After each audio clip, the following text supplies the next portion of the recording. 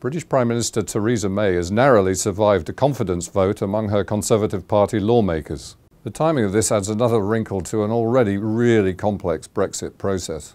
So why has the vote in 2016 to leave the European Union led to such chaos and turmoil in the British political system?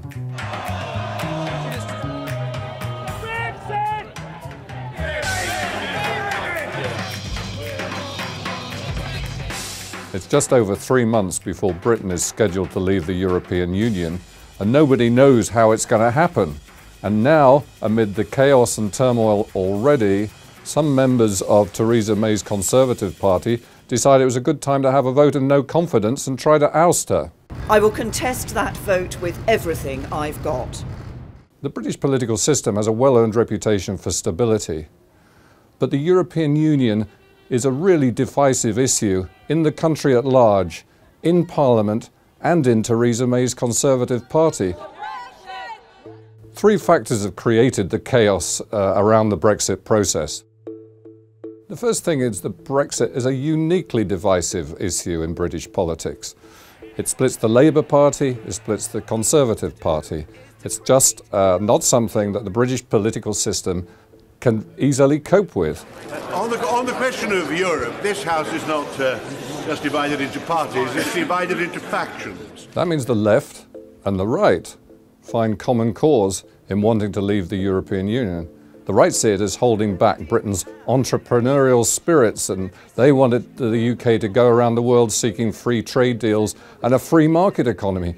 The left see the European Union as bolstering corporate capitalism and stopping their plans for nationalisation. The second thing was that the referendum didn't say what kind of Brexit should happen. Some people who wanted to leave prioritised current economic relations. They didn't want to damage the ties that have built up over many years between the European Union and the UK.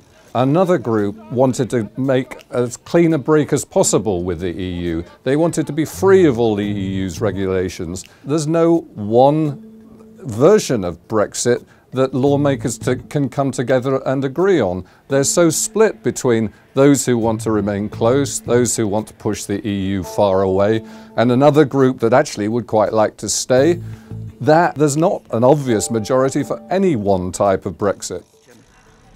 Does this House want to deliver Brexit? With no majority for any deal in Parliament, it's quite possible lawmakers will say, OK, let's put it back to the people. Have a vote on this deal. We can't decide, you decide. So a second referendum on Brexit remains a distinct possibility. And third, adding to this chaos, is that Theresa May decided to call a general election last year and lost her majority in the House of Commons. Division in Westminster will risk our ability to make a success of Brexit, and it will cause damaging uncertainty and instability to the country. So we need a general election, and we need one now. That meant she couldn't railroad her deal through Parliament as Prime Ministers in Britain normally can. Normally, even with divisive issues, British Prime Ministers can push through what they like over a Parliament that basically does the Prime Minister's bidding. The Prime Minister is trying to buy herself one last chance to save this deal. If she doesn't take on board the fundamental changes required, then she must make way for those who can. Yeah! With Theresa May winning the vote, but with a very narrow margin, it's still a really uncertain outcome.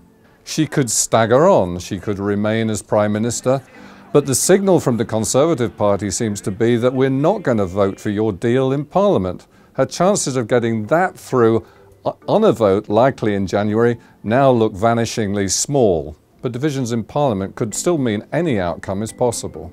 The only thing that's certain is that everything is uncertain.